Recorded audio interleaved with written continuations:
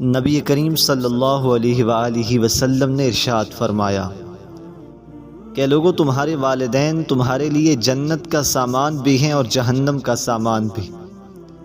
اگر چاہو تو ان کی خدمت کر کے اللہ سے جنت کو طلب کر لو، اور اگر چاہو تو ان کی نافرمانی کر کے، ان کی دل آزاری کر کے، ان کی حکم عدولی اور نافرمانی کر کے ہمیشہ ہمیشہ کے لیے اللہ تعالیٰ کے غضب کا شکار ہو کر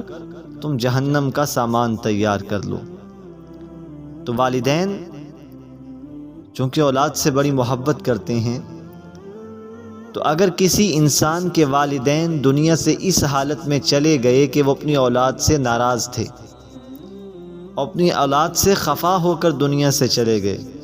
اولاد نے دل دکھایا، نہ چاہتے ہوئے بھی والدین ناراض ہو گئے، تو ایسی اولاد اپنے والدین کے دنیا سے جانے کے بعد کیا کرے کہ اللہ تعالیٰ کے غضب سے محفوظ ہو جائے۔ اس کے بارے میں علماء کرام نے بہت ساری باتیں لکھی ہیں، جن میں چند باتیں یہ ہیں کہ روزانہ نماز کی پابندی کرے، کیونکہ یاد رکھیے جس طریقے سے اگر اولاد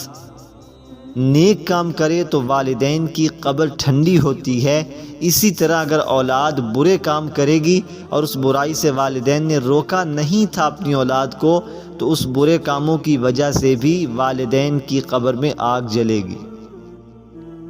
اس لحاظ سے اگر تم اپنے والدین کی آنکھوں کو ٹھنڈا کرنا چاہتے ہو، والدین دنیا سے ناراضگی کی حالت میں تم سے چلے گئے، تو تم والدین کے لیے نماز پڑھ کر اللہ سے دعا کرو، قرآن مجید پڑھ کر اللہ تعالیٰ سے دعا کرو، کیونکہ نماز، فرض نماز کے بعد کی جانے والی دعا نبی کریم صلی اللہ علیہ وسلم نے فرمایا اللہ رد نہیں فرماتے۔ اسی طرح قرآن مجید کے بعد جو بھی دعا اللہ تعالیٰ سے مانگو، اللہ تعالیٰ وہ بھی رد نہیں فرماتے۔ روزہ افطار کرتے وقت کی جو دعا روزہ رکھنے والا مانگتا ہے، اللہ تعالیٰ اس روزے دار کی دعا کو بھی رد نہیں فرماتے۔ یہ تین قسم کی دعائیں اللہ کے پیغمبر صلی اللہ علیہ وسلم نے فرمایا اللہ تعالیٰ رد نہیں فرماتے۔ تو چاہیے یہ کہ جس کے والدین اپنی اولاد سے ناراض ہو کر، خفا ہو کر، بیزار ہو کر دنیا سے چلے گئے، ایسی اولاد اگر اللہ کے غضب سے بچنا چاہتی ہے، اللہ تعالیٰ کی ناراضگی اور روز قیامت جہنم کی آگ سے بچنا چاہتی ہے، ان کے لیے سب سے پہلے 5 وقت کی نماز کا اہتمام کر کے ان کو دعاؤں میں یاد رکھیں۔ پھر قرآن مجید کی تلاوت کرنے کے بعد ان کو دعاؤں میں یاد رکھیں۔ اس کے بعد جب بھی روزہ رکھیں، نفلی ہو یا فرضی ہو، رمضان کا روزہ ہو یا رمضان سے الگ روزہ ہو، روزہ افطار کرنے سے پہلے ان کے لیے خاص طور پر دعا کا اہتمام کریں۔ اور چوتھی چیز، صدقہ خیرات اللہ تعالیٰ کے غضب کو ٹال دیتا ہے، اللہ تعالیٰ کے غصے کو ٹھنڈا کر دیتا ہے۔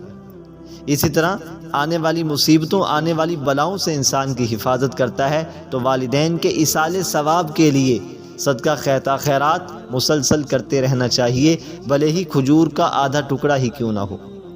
کیونکہ اللہ کے پیغمبر صلی اللہ علیہ وسلم نے فرمایا اتقوا النار، جہنم کی آگ سے بچو، اگرچہ کھجور کا آدھا ٹکڑا ہی کیوں نہ ہو، صدقہ خیرات کر کے جہنم کی دہکتی ہوئی آگ سے بچاؤ اپنے آپ کو۔ تو تھوڑا بہت صدقہ خیرات والدین کے ایصال ثواب کے لیے انسان کو کرتے رہنا چاہیے۔ یہ 4 کام ہیں۔ اور 5واں کام کیا ہے؟ کبھی کبھی تہجد کی پابندی کر کے اللہ تعالیٰ کے آگے گڑ گڑاتے، اللہ تعالیٰ کے سامنے ندامت کے ساتھ، پوری حسرت اور امید کے ساتھ والدین کے درجات کی بلندی کے لیے اللہ تعالیٰ سے رو رو کر مانگنا، اس وقت اللہ تعالیٰ دعا کو رد نہیں فرماتے۔ جب اذان ہو، اذان کے درمیان، اذان کے بعد جو ہے جو بھی دعا مانگی جائے، نماز کھڑی ہونے سے پہلے اذان کے بعد جو بھی دعا مانگی جائے، روایات میں آتے اللہ تعالیٰ وہ بھی رد نہیں فرماتے۔ ایسے مواقع روایات کے اندر جو آئے ہیں، جن موقعوں کے اندر اللہ تعالیٰ انسان کی دعا کو کبھی رد نہیں فرماتے، ان کو تلاش کر کے ان موقعوں کے اندر والدین کے ایصال ثواب کے لیے دعا کی جائے، ان کے درجات کی بلندی کی دعا کی جائے۔ امید ہے کہ اللہ تعالیٰ ایسے انسان پر رحمت نازل فرمائیں گے، اور یہ قیامت کے دن اپنے والدین کی نافرمانی کی جو اللہ تعالیٰ کی طرف سے غضب نازل ہونا ہے، اس سے بھی محفوظ رہیں گے، اور اپنے والدین کی آنکھوں کو ٹھنڈا کرنے والے بھی ہوں گے، اور اپنے والدین کے لیے قیامت کے دن